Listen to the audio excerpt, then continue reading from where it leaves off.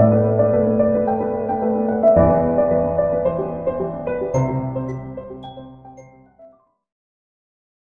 কি নিয়ে হচ্ছে আশা করি তোমরা সবাই বুঝতে পেরেছো, সেই অনুযায়ী তোমরা দেখতে এসেছো। হ্যাঁ, অবশেষে কিন্তু স্বীকার করে নিল যে হ্যাঁ, এই খুনে মানে রাজা খুনে মানে প্রত্যক্ষভাবে জড়িত কিন্তু এই সোনম। স্বীকার না করে যাবে কোথায়? যেভাবে মেঘালয় পুলিশ কাজ করছে, যেভাবে ঘিরে ধরেছে, স্বীকার না করে তার আর উপায় নেই। ভাবতে পারো এই ছেলেটিকে কি বলছে, এর দাদা কি বলছে, মানে সোনমের দাদা কি বলছে, যে দুজনকে পাশাপাশি বসিয়ে একসাথে রাখি পড়িয়েছিল। আমি এর আগে তোমাদের বলেছিলাম এই রাখি কেস হচ্ছে সব থেকে জালি কেস। বহু এরকম ঘটনা ঘটেছে যে রাখি পরিয়ে তার সাথে পালিয়ে গেছে, বিয়ে করেছে। আর এখানে তো ক্রিমিনাল মাইন্ড দারুণভাবে কাজ করছিল। প্ল্যান এ যদি সাকসেস না হতো, প্ল্যান বি কিভাবে সাকসেস হতো, কিভাবে সেটাকে অ্যারেঞ্জ করতো না, সেলফি তুলে নির্জন জায়গায় চলে গিয়ে সেলফি তোলার নাম করে সে যখন সেলফি তুলতে ব্যস্ত ছিল তখন তাকে ধাক্কা মেরে ফেলে দিত। এটা হচ্ছে প্ল্যান বি। এবং প্ল্যান বিও যদি আনসাকসেস হতো সেখানে নাকি প্ল্যান সিও রেডি ছিল। এই হচ্ছে আমাদের মানে একজন সুন্দর গৃহবধূর একটি দারুণ সুন্দর প্ল্যান মাফিক চলা। ওর বন্ধু বলছে, ছোটবেলাকার বান্ধবী বলছে ভীষণ বিজনেস মাইন্ডেড, সব সময় ফোনে বিজনেস, চেক, টাকা পয়সা এই সংক্রান্ত ব্যাপারে ও ভীষণ ইন্টারেস্টেড থাকতো। স্টুডেন্ট সে খুব যে ভালো স্টুডেন্ট ছিল তাও নয়, খুব খারাপও ছিল না, মোটামুটি ভালোই ছিল। কিন্তু দেখো, আমি সব থেকে বলবো এখানে বাবা মাকে, যখন এত উন্নত দেশ হয়ে গেছে, ভালো কথা, সব সময় বলা হয় কুষ্টি মেলানোর আগে ব্লাড রিপোর্ট মানে ব্লাড টেস্ট করে দেখা উভয়ে। তো এখানে এই প্রশ্নটা মানে এমনিই করছি আমি, কারণ ব্লাড টেস্ট করে দেখা কেন বলে, যাতে তোমার কোনো বড় অসুখ না হয়ে যায়, যেমন থ্যালাসেমিয়ার মতো বড় অসুখ টসুখ হয়। তো কিন্তু মানুষ তো সেটা শুনবে না, এখনও মানুষ কুষ্টি সংস্কার এগুলোকে বিশ্বাস করবে। আচ্ছা, এই মেয়েটা, এই সোনম রাজ রঘুবংশীর ফটো উল্টো টাঙিয়ে রাখতো এবং এদের তরফ থেকে বিয়ের নাকি মারাত্মক তাড়া ছিল, যেটি আমরা রাজ রঘুবংশীর পরিবার থেকে, বাবা থেকে শুরু করে সবার কাছেই জানতে পারছি যে সোনমের মা বড্ড বেশি তাড়াহুড়ো করছিল বিয়ের জন্য। এরা খুব ধীর গতিতে, খুব ধীরে সুস্থে করতে চাইছিল। একবার সম্বন্ধটা এসেছিল, ফিরিয়েও দিয়েছিল, কিন্তু এদের তরফে জোরজার ছিল। এরা বাড়িঘর এসে দেখে ঠেকে গিয়ে রাজি হয়েছে। এখন প্রশ্ন আসছে, কেন সোনমের মায়ের এত তাড়াহুড়ো ছিল? তারা কি কিছুই জানতো না? গতকালকের ভিডিওতে কিন্তু আমি বলেছি, এখানে আর কেউ জানুক না জানুক, মা জানবেই। মা কিছুতেই অস্বীকার করতে পারে না ভিউয়ার্স। মা সমস্ত কিছু গতিবিধি টের পেয়েছে, শুধু রাখি পড়ালেই হলো না। এবং এই যে বিয়েটার জন্য তাড়াহুড়ো নাকি সব থেকে করেছিল সোনমের দাদা, যাকে কালকে আমরা দেখতে পেয়েছি। কিভাবে দেখতে পেয়েছি না, তার মাকে জড়িয়ে ধরে কান্নাকাটি করছিল, মানে রাজা রঘুবংশীর মাকে জড়িয়ে কান্নাকাটি করছিল এবং বারবার করে একটা কথাই বলছিল যে এই আমার বোন যদি দোষী হয়, আমার বোনের কড়া থেকে কড়া সাজা প্রাপ্ত হবে। কিন্তু এখন প্রশ্ন হচ্ছে, সে কি কিছু বুঝতে পারেনি, নাকি তাদের বংশের মান রক্ষা করার জন্য এই বিয়েটা তাড়াহুড়ো করে দেওয়া তাদের জন্য দরকার ছিল? কোনো মা বাবারা এরকম ধরনের ভুল করবেন না, মেয়ের মনটা বুঝতে শিখুন। ভাবতে পারো, আজকে 12 তারিখ যখন ভিডিওটি করছি, 11 তারিখ 11ই মে বিয়ে হয়েছিল, সেখানে আজকে 11ই জুন, একটা মাস বিয়েতে আজকে ওদের কত সুন্দর একটা জীবন হতো ভাবতে পারছো? তা না করে তাদের আজকে এই অবস্থা। বা জাস্ট বিয়ে করার সময়, সিঁদুর পরানোর সময়, ঘোরার সময়ও একটি নববিবাহিত সদ্য বিবাহিত বউ তার মাথায় কি খেলছিল না, আমার যার সাথে বিয়ে হচ্ছে, যে আমাকে সিঁদুর দিচ্ছে, যার সাথে আমি 7 পাকে ঘুরছি, আমি তাকে 2 দিন পরে মেরে ফেলবো। তখন থেকে তার মাথায় এগুলো ঘুরতো। আচ্ছা, এ বোন রাজা রঘুবংশীর বোন জানাচ্ছে, সৃষ্টি রঘুবংশী জানিয়েছে ইয়েতে মিডিয়ার সামনে বাইট দিয়েছে যে ও কারোর সাথে সেভাবে কথা বলতো না, মনে হতো যেন একটু ঘমন্ডি আছে। এবং তার সবসময় সে আলাদা ঘরে নিজের মতো, নিজের শ্বশুর বাড়িতেও তাই, বাপের বাড়িতেও তাই নাকি, ফোনে ব্যস্ত থাকতো, দাদার সাথেও কথা বলতো না। মা সেটাকে চাপা দেওয়ার জন্য, মানে তার মা, মানে রাজা রঘুবংশীর মা দাদাকে বোঝাতো যে ও ভীষণ টায়ার্ড হয়ে এসছে, ও টায়ার্ড হয়ে থাকে, তাই ও কথা বলছে না, ধীরে সুস্থে কথা বলবে। কিন্তু তার মনে যে এই ধরনের জিনিস ঘুরছিল কেউ বুঝতে পারেনি। সর্বক্ষণ সে ফোন নিয়ে চ্যাটিং, কার সাথে চ্যাটিং করতো, কী করতো। 4 জন ধরা পড়েছে, সেখানে আরও একজনের নাম উঠে এসছে, জিতেন্দ্র রঘুবংশী। সে কে, কেন তার অ্যাকাউন্ট থেকে এতগুলো টাকা ট্রান্সফার হয়েছিল, তার অ্যাকাউন্টটা কেন অপারেট করা হয়েছিল, এই নিয়ে কে, এর সাথে এর কিসের সম্পর্ক ছিল, সেই সমস্ত তথ্য অনেক কিছু এখানে বার হয়ে আসছে। পুলিশ যখন প্রশ্ন করছে, যখন তাকে জেরা করা হচ্ছে, 10টি কোশ্চেন, একদম কড়া কড়া কোশ্চেন বিভিন্ন জায়গায়, যে তুমি কেন খুন করলে, তুমি হানিমুনে প্ল্যান করেছিলে, টিকিটটা কি তুমি কেটেছিলে, এই কবে নাগাদ তোমার এই প্ল্যান মাথায় ঘুরছিল, এবং রাজের সাথে তোমার কি সম্পর্ক, এই ধরনের বিভিন্ন 10টি কোশ্চেন তাকে করা হয়েছিল। প্রথম অবস্থায় সে গুম দিয়ে চুপ করে বসেছিল। আমি তোমাদের এর আগেও বলেছি, বারাসাতে যে মনুয়া কাণ্ড হয়েছিল তাকেও কিন্তু যতবার কিছু জিজ্ঞাসা করা হয়েছে সে একটাই পন্থা নিয়েছে, চুপ করে থাকা। এবং এই চুপ করে থাকা যে মৌনতার সম্মতি, সেটা সোনমের দাদা কিন্তু বলেছে যে বোনকে জিজ্ঞাসা করার পর বোন যখন একটা উত্তর দেয়নি, তার মানে ও পুরোটা মেনে নিয়েছে। এবং আমরা জানতে পেরেছি হ্যাঁ, ও তার অপরাধ পুরো দমে কবুল করেছে। এবং কবুল করার মধ্যেও তার চিন্তাধারা কি ছিল, সেখানে সে এখন নাকি কাস্টাডিতে একে মুখোমুখি দুজনে তর্ক করেছে। রাজ আর এই সোনাম দুজনে একে অপরকে বলছে ও মাস্টার মাইন্ড। কেন? ভালোবাসা ফুস হয়ে গেল? হচ্ছে তো, একটু হলেও আফসোস হচ্ছে তো? হ্যাঁ, একটু হলেও আফসোস হবে। ছি ছি ছি ছি ছি ছি, এখন দুজনে গায়ে কাদা ছোড়াছুড়ি করছে, কারণ পরকীয়ার ঘোর কেটে গেছে। এখন একটাই চিন্তা যে সারাটা জীবন আমাদের ওই কাল কুঠুরিতে থাকতে হবে, কাল কুঠুরিতে পচে পচে মরতে হবে, যদি ফাঁসির সাজা না হয়, যদি যাবজ্জীবন কারাদণ্ড হয়। সোনমের রাজা রঘুবংশীর যে বোন সৃষ্টি রঘুবংশী, সে বারবার বলেছে ওকে জ্বালিয়ে জ্বালিয়ে মারা হোক। যেখানে রাজার মা চেয়েছিল যে জিন্দা জ্বালায় দেওয়া যায়, সেখানে এর মা কি, এই বোন কি বলছে, একে যতটুকু জ্বালিয়ে জ্বালিয়ে লোকের সামনে দিয়ে মারা উচিত। কি করা উচিত তোমরাই বলো ভিউয়ার্স? এই ধরনের মেয়েদের কি করা উচিত? এই ধরনের কিছু মেয়েদের জন্য কিছু হলেই সবাই কি বলবে, অনেক মেয়ে খারাপ।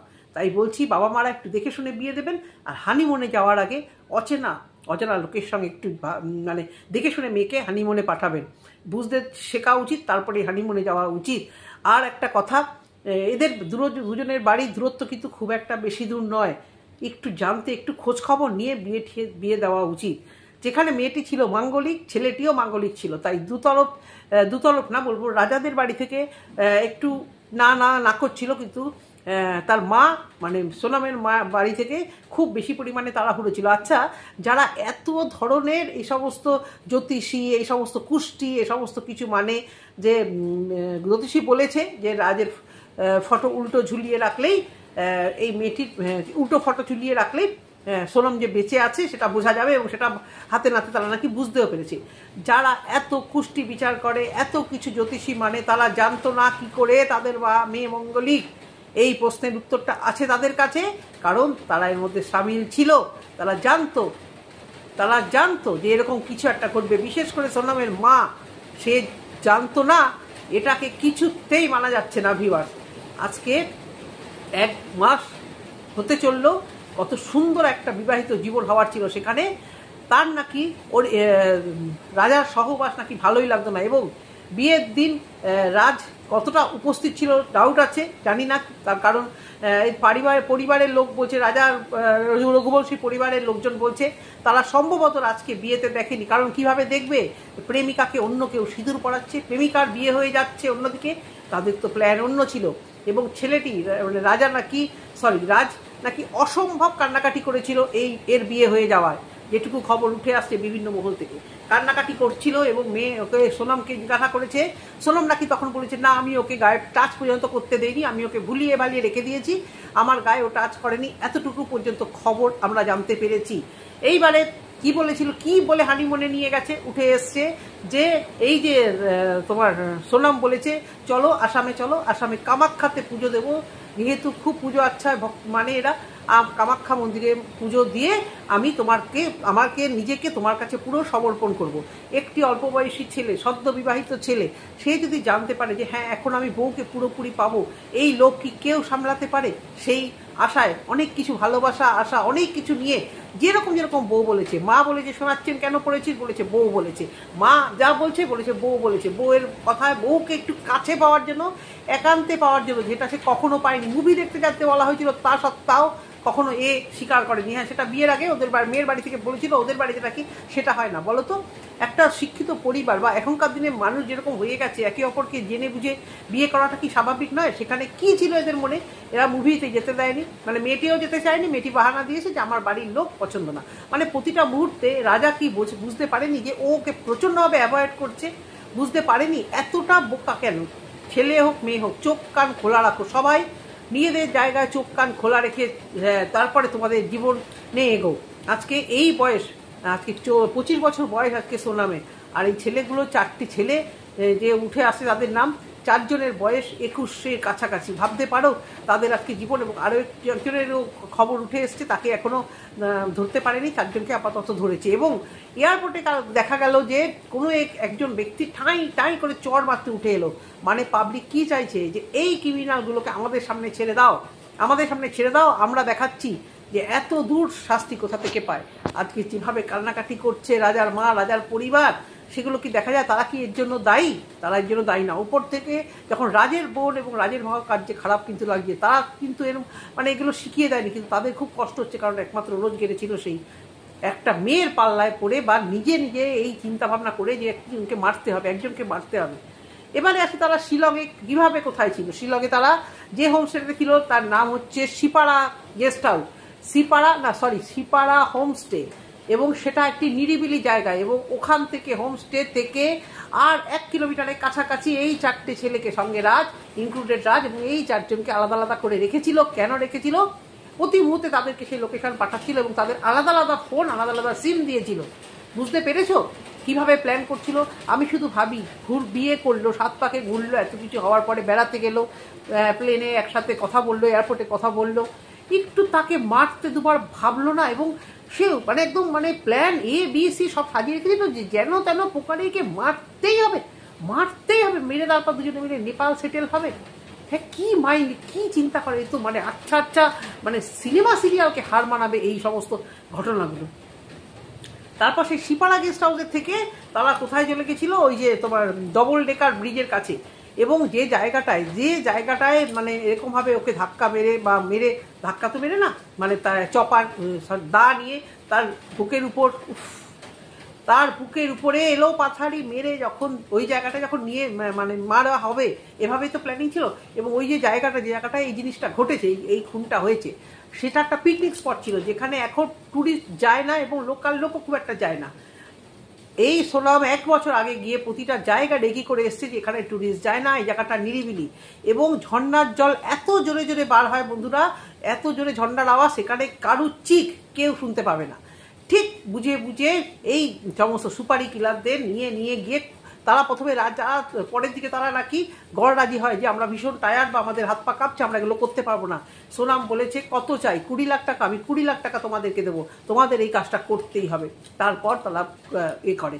এবং ওই নিরিবিলি জায়গায় নিয়ে যাওয়ার এই একটাই কারণ যে ওখানে কিছু হলে কেউ টেরও পাবে না, এবং ওখানে কোনো নেটওয়ার্কও নেই। রাজার মা ওখানে যাওয়ার সময় ফোন করেছিল যে তুই কোথায়, হাসতে হাসতে কথা বলছিল যে আমি ওর সাথে যাচ্ছি। বলেছে আমার তো উপোস। রাজার মা বলছে হ্যাঁ আমিও তো আজকে ভাবছি যে আজকে তো বৌমার উপোস। অথচ বৌমাও বলছে হ্যাঁ আজকে তো আমি উপোস, বেড়াতে এসছি তো কি, তাহলে কি আমি আমার উপোসটাকে, আমার যেটা রীতিটাকে, ওটাকে আমি মানবো না? আমি আজকে উপোসী আছি মা, তোমার ছেলে টুকটাক খাওয়া দাওয়া করেছে। যেখানে এই সিপাড়া হোমস্টের লোক বলেছে সেদিনকে সে ভালো মন্দ খেয়ে বেরিয়েছে। বুঝতে পারছো পরতে এই মেয়েটি কত বড় অসভ্য মিথ্যেবাদী মহিলা। এই ধরনের মিথ্যে কথা সে বলে তাকে ওইখানে অবধি নিয়ে গেছে। এবং তারপরে ঘটনা তোমরা সবাই জানো। তারপরে 2রা জুন এই ডেড বডি পাওয়া গেল, এবং ডেড বডি, সোনা গয়না, টাকা পয়সা, 15,000 টাকা পকেটে, সেই কিচ্ছু নেই। অথচ সোনামের গলায় যা গয়না ছিল, কানে যা গয়না ছিল, সেটা ইনট্যাক্ট আছে একদম। ভাবে সে সেখান থেকে পরের দিন রাজের সাথে গিয়ে আবার কোথাও ইন্দোরে, কোথাও আগে শিলংয়ের এদিক সেদিক ওদিক গাটাকা দিয়ে ইন্দোরে গিয়ে, গাজীপুরে গিয়ে সে কোথাও স্টে করে। তারপরে ধরা পড়ে তোমার রাজ, তারপর ধরা পড়া ঠিক পরের দিন সোনাম ধরা পড়ে। এবং আজকে তারা কাস্টাডিতে আছে। কি সুন্দর তাদের জীবন, তাই না? কি পেলি একটি প্রাণকে হত্যা করে, বাবা মার কোল থেকে একটি জলজান্ত ছেলেকে হত্যা করে কি পেলি? তোরা কি সুখে থাকতে পারলি? তারপরে আজকে কালকুঠুরিতে বসে যখন জেরা করা হচ্ছে, ভালোবাসা ফুস করে বেরিয়ে গিয়ে একে অপরকে দোষ দিচ্ছে, ও দোষী ও দোষী, এ বলছে ও দোষী ও বলছে ও দোষী। কি বলবে এদেরকে বলো? গা শিউরে ওঠার মতো একটা হানিমুন, একটা গল্প। মানুষ কত আশা নিয়ে শখ নিয়ে বিয়ে করে, হানিমুনে যায়। আজকে এই ধরনের পরিণতির জন্য দায়ী তাদের মেয়েরা যেরকম দায়ী, সোনাম যেমন 100 বার দায়ী, কিন্তু সোনামের মা বাবা বাড়ির লোক এখানে দায়ী, এখানে প্রচণ্ডভাবে দায়ী। তারা সমস্ত কিছু জানতো যে মেয়ে মাঙ্গলিক এবং মেয়ের সাথে ওই রাজের একটা সম্পর্ক আছেই, যে যতই বলুক রাখি পরিয়েছে, এই পরিয়েছে সেই পরিয়েছে। মা বাবা সমস্ত কিছু জেনে চুপ করে জোর করে তাড়াহুড়ো করে আজকে একটি ভালো ছেলের জীবন নষ্ট করে দিল। তো বন্ধুরা, ভিডিওটা এই অবধি যদি তোমাদের ভালো লেগে থাকে অবশ্যই করে কমেন্ট সেকশনে একটি কমেন্ট করো, আর ভিডিওটি ভালো লেগে থাকলে একটা লাইক অবশ্যই চাই। টাটা।